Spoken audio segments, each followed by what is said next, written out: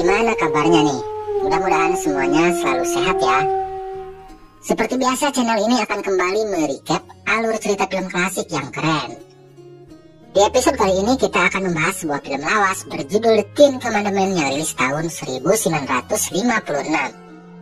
Film ini bercerita tentang kehidupan seorang raja yang terkenal angkuh dan kejam. Bahkan dia menganggap dirinya sebagai Ramses atau Tuhan. Raja itu diberi gelar sebagai Fir'aun. Dinasti Fir'aun adalah raja yang paling berpengaruh dalam sejarah Mesir kuno. Kisahnya berkaitan erat dengan kisah Nabi di dalam kitab suci 3 agama. Bagaimana keseruan filmnya? Gak perlu berlama-lama.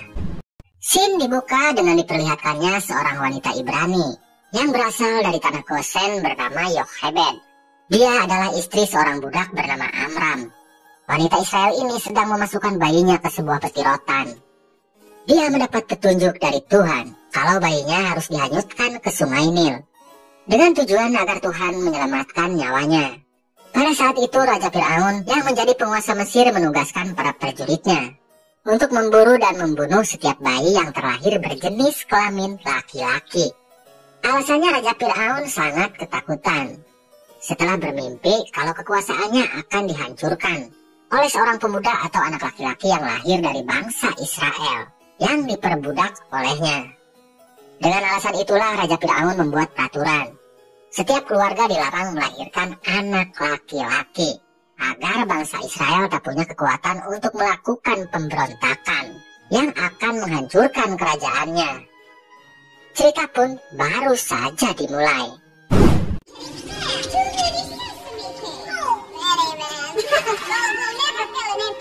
Rupanya Tuhan punya rencana lain dengan bayi tersebut. Di suatu hari, di dalam istananya, Putri Bitiah, adik kandung dari Raja Fir'aun, sedang dihibur oleh para selirnya. Sang putri terlihat sedang sedih karena baru saja ditinggal mati oleh suaminya. Namun siapa sangka, saat Putri Bitiah sedang asik memetik bunga yang tumbuh di tepi sungai Nil, tiba-tiba dia melihat peti rotan yang terbawa oleh arus sungai. Karena penasaran, dia pun membuka peti tersebut. Awalnya Putri Bitiah terlihat kaget. Namun saat para selirnya menanyakan apa yang ditemukannya, Putri Bitiah langsung menyuruh para selirnya untuk meninggalkannya sendirian.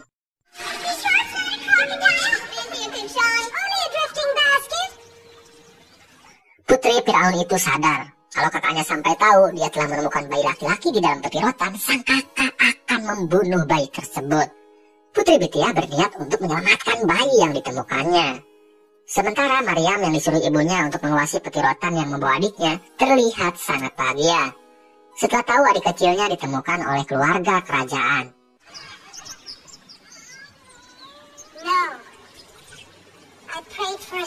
Setelah tahu yang di dalam peti adalah sesosok bayi mungil, pembantu setianya yang bernama Memnet kemudian bertanya, bagaimana jika bayi itu diketahui oleh Raja Fir'aun? Sambil tersenyum, Putri Bitiah kemudian menjawabnya, kakaknya akan menerima bayi itu sebagai calon pangeran kedua Mesir jika kakaknya tahu bayi itu terlahir dari rahimnya.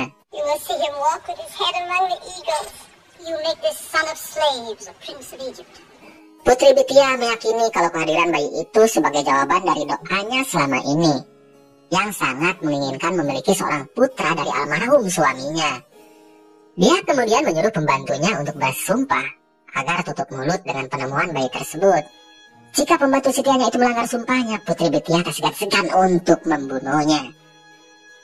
Karena ditemukan hanyut di atas sungai, Putri Bitiah kemudian memberikan bayi tersebut sebuah nama, yaitu Moses.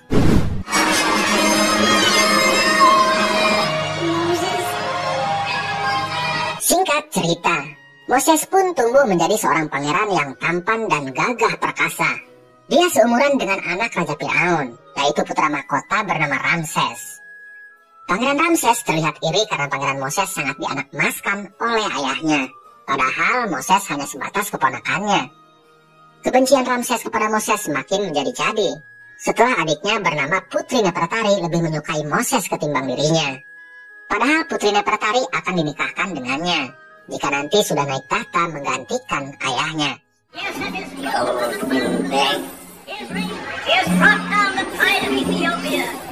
Karakter Pangeran Ramses yang kejamnya 11-12 dengan ayahnya berbanding terbalik dengan karakter Pangeran Moses yang punya sifat bijak dan adil kepada sesama.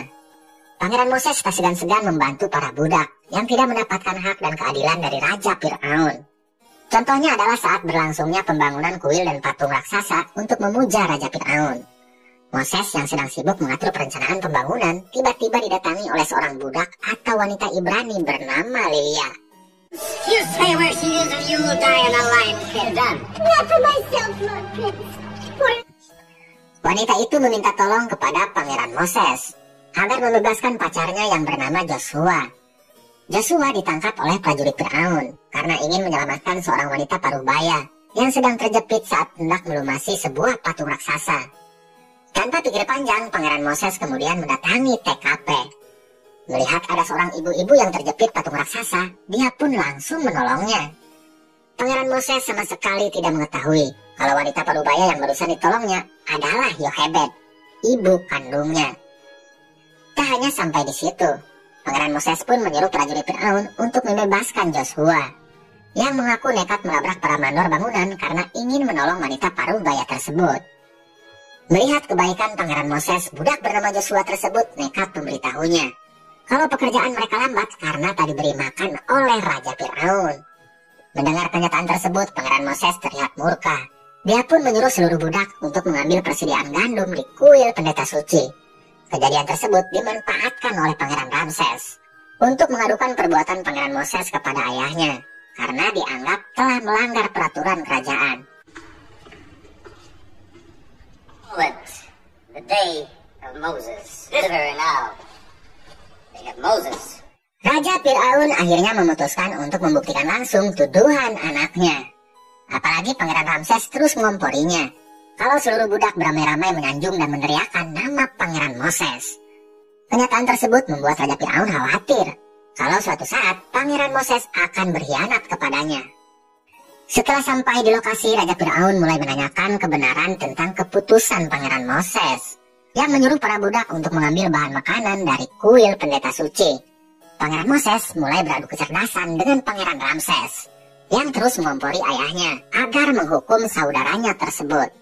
Dia meyakinkan ayahnya kalau Moses telah merugikan keuangan kerajaan. Namun dengan santainya Pangeran Moses mencoba menjelaskan alasannya. Dia mulai memperlihatkan hasil pembangunan yang selama ini dipercayakan kepadanya. Pangeran Moses berpendapat, dengan memberi makan para budak, maka pekerjaan akan selesai jauh lebih cepat. Tapi jika para budak tak diberi makan, maka pekerjaan akan jauh lebih lambat. Take a throne by force that is earned by deeds. And this you call treason. Semakin lama pembangunan tersebut selesai, kerajaan justru rugi 2 kali lipat. Selain kehilangan satu persatu para pekerja yang mati karena kelelahan, bekal makanan juga ujung-ujungnya akan habis karena harus ngasih makan para prajurit yang mengawal para budak di lapangan. Mendengar alasan dari keponakannya, Raja Fir'aun hanya bisa tertegun. Dia sangat terpukau dengan kecerdasan yang dimiliki oleh Pangeran Moses. Sang raja akhirnya malah menuduh putranya Ramses telah memfitnah saudaranya. The city that he builds shall bear my name. Moses builds a city. Melihat Raja Fir'aun lebih menyayangi Pangeran Moses, mandor bangunan bernama Baka memperingatkan Pangeran Ramses kalau Pangeran Moses suatu saat bisa saja merebut tahta kerajaan darinya. Namun Pangeran Ramses dengan percaya diri meyakinkan mandor bangunannya kalau dia tidak akan membiarkan saudaranya itu mendapatkan kekuasaan di tanah Mesir. Sambil bertolak pinggang, dia berkata, kota yang dibangun melalui tangan Moses suatu saat akan mengharumkan namanya. Dan Putri Nefertari, wanita yang dicintai Pangeran Moses, suatu saat akan menjadi istrinya.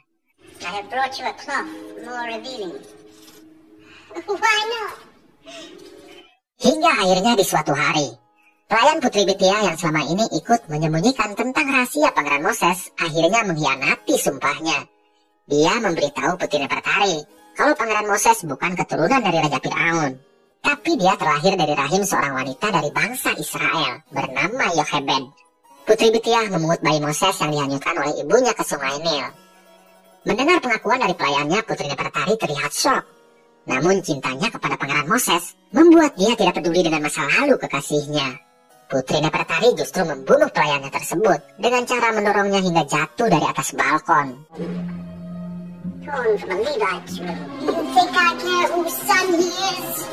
Putri Nefertari tidak ingin kekasihnya Moses diusir dari istana.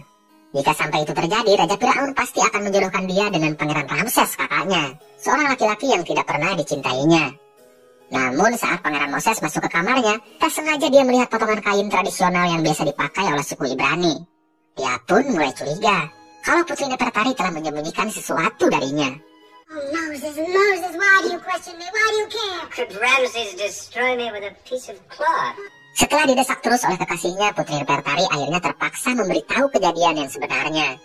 Dia mengaku telah membunuh pelayannya bernama Memnet, karena telah membuat pengakuan kalau Pangeran Moses bukan keturunan dari Raja Firaun, tapi terlahir dari rahim seorang ibu dari bangsa Israel. Mendengar pengakuan pacarnya, Pangeran Moses terlihat bingung. Untuk memastikan kebenarannya, dia pun berniat untuk mendatangi Putri Bithiah, ibunya. I love you. I will ask Bithiah. Setelah bertemu dengan ibunya, Pangeran Moses mulai menanyakan seorang wanita dari suku Ibrani yang bernama Yochebed. Dia mulai mencari tahu kebenaran yang selama ini dirahasiakan darinya. Namun Putri Bithiah berusaha menutupi semuanya. Jika dia memberitahu putranya, dia khawatir akan kehilangan Moses, anak kesayangannya. Karena tak menemukan jawabannya, Moses pun memperingatkan ibunya kalau dia akan mencari tahu semua rahasia yang selama ini disembunyikan darinya. My chariot! I will drive to Goshen! Melihat sikap putranya, Putri Bithiah mulai terlihat panik. Dia pun menyuruh pelayannya untuk menyiapkan kereta kuda. Malam itu juga, Putri Bithiah berencana akan melakukan perjalanan ke daerah Goshen untuk mendatangi rumah ibu kandung Pangeran Moses yang bernama Yochebed.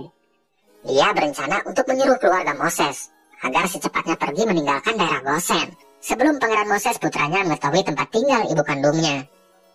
Namun setelah sampai di rumah ibu kandung Moses, Yochebed menolak saran dari Putri Bithiah untuk pergi meninggalkan kampung halamannya. Dia pun meyakinkan Putri Bithiah kalau keluarganya tidak akan mengambil Moses darinya. Namun karena terlanjur takut kehilangan putranya, Putri Bithiah tetap memaksa keluarga Yochebed untuk segera berkemas dan pergi dari kampungnya. Putri Bithiah berjanji akan menanggung semua kebutuhan keluarga Yochebed. Yang penting putranya tidak bertemu dengan ibu kandungnya. Only the Pharaoh can free a slave. Saat berdebat itulah tiba-tiba dari arah pintu Pangeran Moses muncul di hadapan ibunya. Rupanya Pangeran Moses sengaja membuntuti ibunya. Kehadiran putranya semakin membuat Putri Bithiah panik dan ketakutan. Untungnya Yochebed, ibu kandung Pangeran Moses, berusaha membantu adik Raja Firaun tersebut agar rahasia tentang siapa ibu kandung Moses tidak terbongkar. Sambil berusaha menahan air mata dan rasa rindu kepada putranya, Yochebed membohongi Pangeran Moses kalau dia bukan ibu kandungnya. Look into my eyes and tell me you are not my mother. Swear in the name of this God that you are not my mother. Namun saat Moses meminta ibunya untuk bersumpah, Yochebed akhirnya tak sanggup menahan air matanya. Besarnya kerinduan seorang ibu tak akan bisa dibendung meskipun terhalang gunung dan lautan. Akhirnya Yochebed pun mengungkapkan rahasia masa lalu anaknya. Setelah tahu kalau dia terlahir dari seorang budak dari bangsa Israel, Pangeran Moses pun tak malu-malu untuk memeluk ibu dan dua saudaranya yang bernama Harun dan Maryam. Moses pun memutuskan untuk tinggal bersama ibu kandungnya, dan dia menyuruh ibu angkatnya untuk pulang ke istana. Putri Bithiah terlihat sedih dan tak percaya kalau putra kesayangannya lebih memilih hidup menjadi budak bersama ibu kandungnya daripada hidup enak di istana bersamanya. Singkat cerita, setelah tinggal bersama ibu kandungnya, Moses pun ikhlas menanggalkan semua kemewahan dan kekuasaannya yang telah diberikan oleh Raja Firaun. Dia lebih memilih hidup menjadi orang miskin dan bekerja menjadi budak daripada harus melihat bangsanya ditindas dan dikekang kebebasannya oleh Raja Firaun. Pilihan Pangeran Moses tersebut sempat membuat kekasihnya Putri Nefertari merasa kasihan melihat kondisi Moses kekasihnya. Dia pun memanggil Moses untuk datang ke istananya. Best friend of the Pharaoh. The mud pits have stiffened my knees, Royal One. Oh, Moses. Moses. You... Putri Nefertari mempertanyakan keputusan Moses untuk meninggalkan istananya. Padahal Raja Firaun telah memberinya harta dan kekuasaan. Kenapa Pangeran Moses lebih memilih hidup menjadi budak yang hina dan kotor? Padahal Raja Firaun sudah memprioritaskan Pangeran Moses untuk menggantikan dirinya sebagai Raja Mesir di masa depan. Sambil tersenyum, Pangeran Moses pun kemudian menjelaskan alasannya. Dia sama sekali tak berambisi untuk menjadi seorang raja, yang tujuannya hanya untuk memperkaya diri di atas penderitaan rakyatnya. Dia tidak silau dengan harta dan jabatan, yang baginya semua itu hanyalah titipan. Dia hanya ingin melawan ketidakadilan, sikap sewenang-wenang, anti kritik, pencitraan, dan perbudakan yang dilakukan oleh Raja Firaun. Pangeran Moses lebih memilih hidup miskin, tapi bermanfaat buat orang lain, daripada hidup bergelimang harta tapi hasil dari suap dan korupsi di istana. My eyes can best be used elsewhere, Lord Barker. Please let me go to my home. Setelah Pangeran Moses tinggal dengan ibu kandungnya dan berbaur dengan para budak yang bekerja kepada Raja Firaun, Pangeran Moses mulai merasakan penderitaan yang dialami oleh bangsanya. Setiap hari dia melihat para budak itu disiksa bahkan dibunuh jika melawan perintah dari Raja Firaun. Hingga suatu hari, hatinya terpanggil untuk menolong Lilia, seorang wanita atau budak dari suku Ibrani, yang dibawa paksa oleh mandor bangunan bernama Baka. Lilia akan dijadikan budak pemuas nafsu di rumahnya. Ternyata sebelum Moses datang menolong Lilia, pacarnya bernama Joshua sudah duluan datang untuk menyelamatkan pacarnya. Namun sayangnya Joshua berhasil ditangkap oleh prajurit Raja Firaun. Who asks what right you have to kill a slave? Saat melihat kehadiran Pangeran Moses, mandor bangunan sempat heran. Kenapa Pangeran Moses mau melawannya? Hanya karena ingin membantu seorang budak. Pangeran Moses akhirnya terpaksa membunuh mandor bangunan agar bisa membebaskan Joshua dan Lilia, pacarnya. Namun Pangeran Moses sama sekali tidak menyadari kalau aksinya tersebut diketahui oleh ajudan Baka bernama Dastan yang mengintipnya dari balik pintu. You will deliver us. The finger of God to us. You cannot turn your back upon us. Kematian Baka, mandor bangunan kepercayaan Raja Firaun, membuat Pangeran Ramses murka. Dia pun menyuruh prajuritnya untuk memburu Joshua dan pacarnya. Kasus pembunuhan orang kepercayaan Raja Firaun tersebut dimanfaatkan sebaik mungkin oleh ajudan Baka bernama Dastan. Dia akan memberitahu Pangeran Ramses siapa dalang di balik pembunuhan tersebut. Tapi dengan satu syarat, Pangeran Ramses mau mengangkatnya sebagai mandor baru untuk menggantikan majikannya yang meninggal. Setelah Pangeran Ramses setuju dengan persyaratannya, akhirnya Dastan pun memberitahu Pangeran Ramses kalau yang membunuh Baka adalah Pangeran Moses. Bahkan dia memberitahu Ramses kalau Pangeran Moses bukan anak kandung Putri Bithia. Dia lahir dari seorang budak bernama Yochebed. What you say pleases me, I will give you your price. Is Moses. Mendengar informasi tersebut, Pangeran Ramses terlihat sangat senang. Baginya ini adalah waktu yang tepat untuk menyingkirkan Pangeran Moses, yang menjadi pesaing utamanya untuk memimpin kerajaan Mesir di masa depan. Pangeran Ramses pun menyuruh prajuritnya untuk menangkap Pangeran Moses dan memasukkannya ke penjara. Dia akan membawa kasus tersebut ke hadapan ayahnya, sebagai bukti kalau selama ini Pangeran Moses telah menipu dan mengkhianati ayahnya. While you wait to honor Moses, I will answer to men? Yes, my father. Besok harinya Pangeran Ramses langsung melaporkan kejadian itu kepada Raja Firaun. Awalnya sang raja tidak percaya dengan informasi yang diberikan oleh putranya.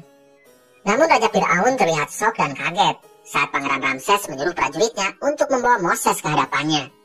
Sang raja terlihat sedih dan kecewa melihat sosok ponakan yang sangat dicintainya ternyata selama ini telah menipunya.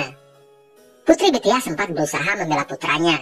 Namun karena dianggap telah menipunya, Raja Firaun menyuruh adiknya tersebut untuk pergi dari istananya. Come to me.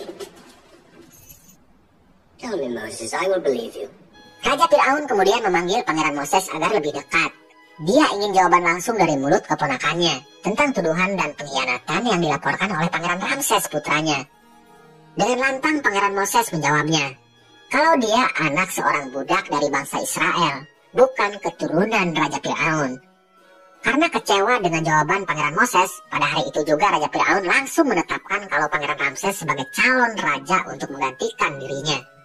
Dia juga akan menikahkan Pangeran Ramses dengan Putri Nefertari, yang terlihat sedih melihat keadaan Pangeran Moses kekasihnya. Egypt shall be yours. Will not live if you must die.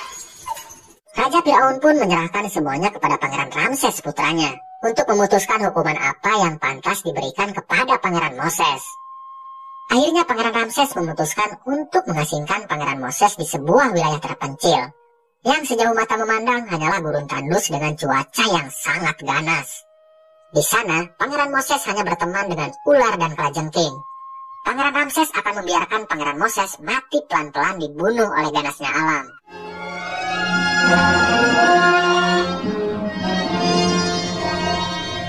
Pangeran Ramses hanya memberikan tongkat untuk membantu perjalanan dan jubah untuk menghangatkan Pangeran Moses dari dinginnya malam.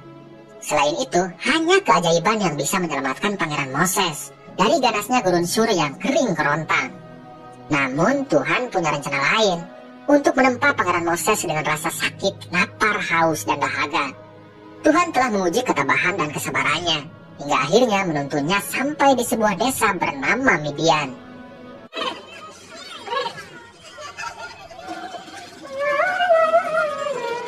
Diceritakan kalau desa Midian dihuni oleh 7 wanita cantik, putri dari kepala desa bernama Yitro.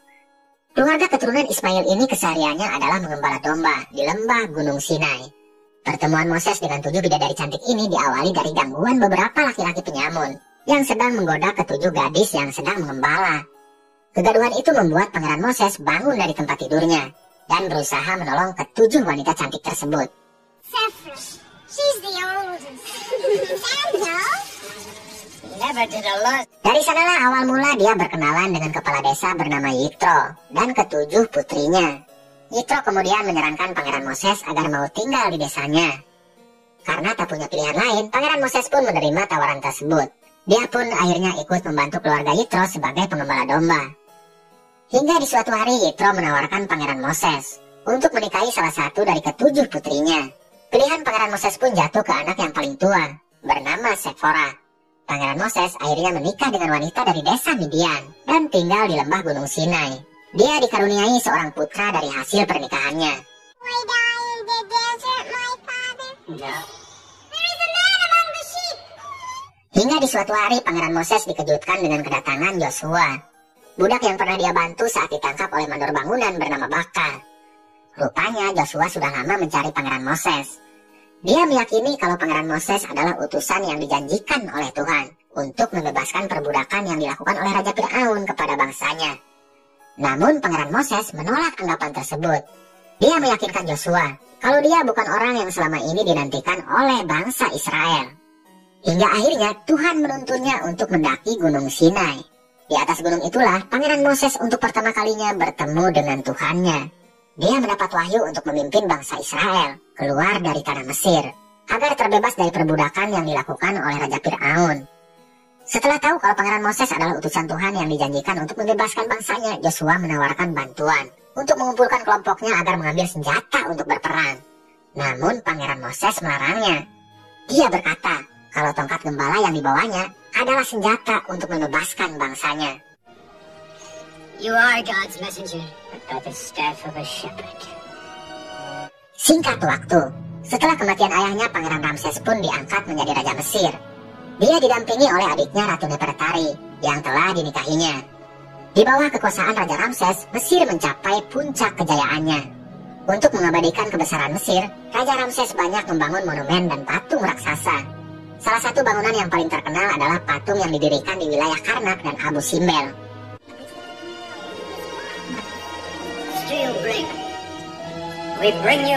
Sementara Pangeran Moses ditemani oleh adiknya bernama Harun memutuskan untuk mendatangi Raja Ramses di istananya. Dia akan meminta langsung agar Raja Fir'aun membebaskan bangsa Israel dari perbudakan. Namun permintaan itu ditolak mentah-mentah oleh Raja Fir'aun. Dia pun menanyakan siapa yang menyuruh Pangeran Moses untuk membebaskan para budak yang ditawannya. Dengan lantang, Pangeran Moses mengatakan bahwa Tuhan telah mengutusnya untuk menyampaikan kebenaran dan membebaskan perbudakan. Pangeran Moses berusaha menyadarkan Raja Ramses bahwa kuasa Tuhan lebih tinggi dari kekuasaan yang dimilikinya. Mendengar pengakuan Pangeran Moses, Raja Fir'aun terlihat tertawa. Sambil mengejeknya, dia pun meminta Pangeran Moses untuk membuktikan kekuatan seperti apa yang dimiliki oleh Tuhannya. Pangeran Moses pun kemudian menyuruh Harun untuk melemparkan tongkat miliknya ke depan Raja Fir'aun untuk membuktikan kalau ucapannya adalah wahyu dari Tuhan. Dan dalam sekejap mata, tongkat itu berubah menjadi ular. Namun pembuktian dari Pangeran Moses itu justru ditertawakan oleh Raja Fir'aun. Dia menuduh Pangeran Moses mau menipunya dengan trik sihir murahan. Raja Fir'aun kemudian menyuruh pengawalnya untuk melempar tongkat miliknya. Dan tongkat itu sama-sama berubah menjadi ular. Dengan angkuhnya, Raja Fir'aun ingin menunjukkan ke semua orang kalau dia juga bisa melakukan apa yang dilakukan oleh Tuhan Moses. Or cause rabbits to appear. Moses. Cobaan dan godaan yang harus dilalui Pangeran Moses sangatlah berat. Selain dianggap gila oleh Raja Fir'aun dan pengikutnya, godaan yang lain pun datang dari wanita yang pernah dicintainya, yaitu Ratu Nefertari. Sang ratu menyuruh pengawalnya untuk membawa Pangeran Moses ke kamarnya. Dengan kecantikannya, sang ratu merayu Pangeran Moses agar meninggalkan Tuhannya. Dia berjanji untuk mengembalikan nama besar Pangeran Moses agar bisa mendapat jabatan yang penting di istana. Namun dengan tegas Pangeran Moses menolaknya. Dia mengingatkan Ratu Nefertari kalau dia bukan Moses yang dulu dikenalnya. Cintanya sudah dia berikan hanya kepada Tuhannya. There is a beauty beyond the senses, Nefertari. Sejak saat itu Pangeran Moses terus berusaha untuk mengingatkan Raja Ramses kalau murka Tuhan akan menimpa bangsa Mesir jika dia tetap menolak untuk membebaskan para budak. Namun peringatan dari Pangeran Moses tak pernah didengarnya. Raja Firaun sama sekali tak percaya dengan adanya Tuhan. Padahal berkali-kali Pangeran Moses menunjukkan mukjizatnya. Salah satunya saat tongkatnya sanggup membuat sungai Nil berubah menjadi darah. Namun Raja Firaun tetap menganggap yang dilakukan oleh Pangeran Moses adalah trik ilmu sihir. No magician's trick will set your people free, that you may know the power of the Lord. Hingga akhirnya Tuhan pun menurunkan azabnya. 7 hari 7 malam Mesir dilanda wabah penyakit yang mematikan. Pangeran Moses sekali lagi berusaha mengingatkan Raja Firaun agar secepatnya bertobat dan memohon ampunan kepada Tuhan agar rakyat Mesir bisa diselamatkan.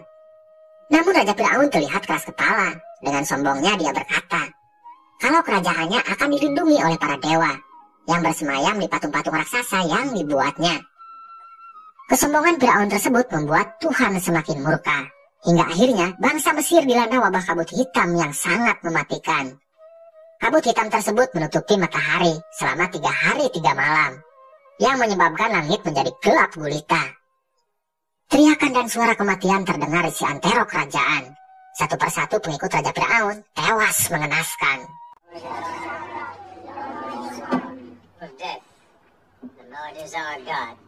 Sementara di rumahnya Pangeran Moses mulai mengumpulkan orang-orang yang percaya dengan Tuhan. Dia meyakinkan pengikutnya, wabah itu tidak akan membunuh orang-orang yang beriman dan percaya kepada Tuhannya. Pangeran Moses pun terlihat bahagia saat melihat Putri Bitiah ibu angkatnya lebih memilih ikut dengannya. Sementara di istananya Raja Firaun sama sekali tak terlihat takut dengan wabah tersebut. Dia menganggap wabah yang datang hanyalah wabah musiman. He is God's messenger, Princess. Great light that shines from your face, Moses.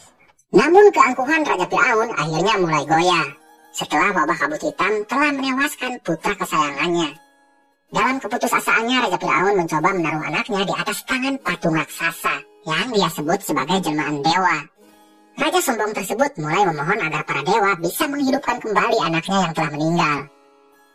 Kelakuan Raja Firaun itu justru dicemooh oleh istrinya Ratu Nefertari yang menganggap patung itu hanya barang mati buatan manusia, mustahil bisa menghidupkan anaknya yang telah mati. Hear me, dread Lord of Darkness. Karena patung dewa yang dia buat tak kunjung bisa menghidupkan kembali anaknya, Raja Firaun akhirnya mulai frustasi. Dia pun terpaksa menyuruh pengawalnya untuk membawa Pangeran Moses ke hadapannya. Setelah bertemu, Raja Firaun pun mengabulkan permintaan Pangeran Moses untuk membebaskan bangsa Israel yang diperbudak olehnya. Namun dengan syarat Pangeran Moses membawa serta wabah penyakit yang dikirim oleh Tuhannya. Namun persyaratan itu ditolak oleh Pangeran Moses. Dia memberitahu Raja Firaun kalau wabah yang datang sudah di luar kuasanya, karena semuanya atas kehendak Tuhan. Namun dia berjanji untuk mendoakan Raja Firaun dan rakyat Mesir agar terbebas dari wabah tersebut. My father, by tens, by hundreds, by came a day such as the world had never seen. Setelah Raja Firaun membebaskan para budak yang ditawannya, Pangeran Moses pun mulai menuntun bangsa Israel untuk keluar dari wilayah Mesir. Dibantu oleh Harun dan Joshua, bangsa Israel dari berbagai suku mulai berbondong-bondong untuk mengikuti petunjuk Pangeran Moses, yang mereka yakini sebagai utusan Tuhan untuk memimpin bangsa mereka. Dengan membawa serta hewan peliharaannya, trompet bergema di seantero Mesir, sebagai tanda kebebasan yang selama ini mereka mimpikan. Hear, O Israel!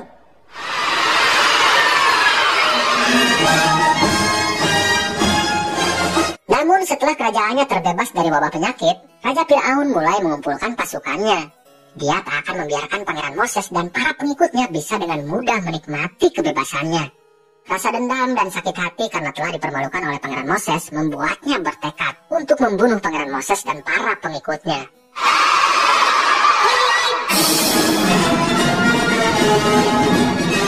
Mengetahui kalau pasukan Raja Firaun akan menyerangnya, Pangeran Moses pun kembali berdoa kepada Tuhannya agar bangsa Israel bisa diselamatkan dari serbuan pasukan Firaun. Dan mukjizat pun kembali diperlihatkan Pangeran Moses saat tongkat ajaibnya sanggup membelah Laut Merah, sehingga terhampar jalan untuk menyelamatkan para pengikutnya.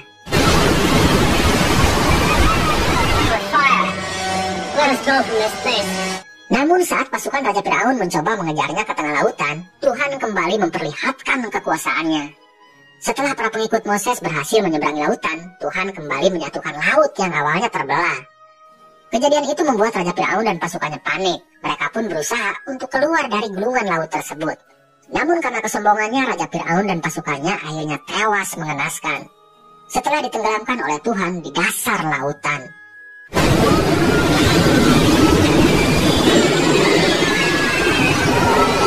Setelah kematian Raja Firaun dan pasukannya, Pangeran Moses dan para pengikutnya kembali melakukan perjalanan. Tuhan telah memberi petunjuk kepada Pangeran Moses agar membawa seluruh pengikutnya ke lembah Gunung Sinai. Di sana, Tuhan telah memerintahkan Pangeran Moses agar bangsa Israel mau bersujud dan menyembah kepada Tuhannya. Cerita pun akhirnya selesai.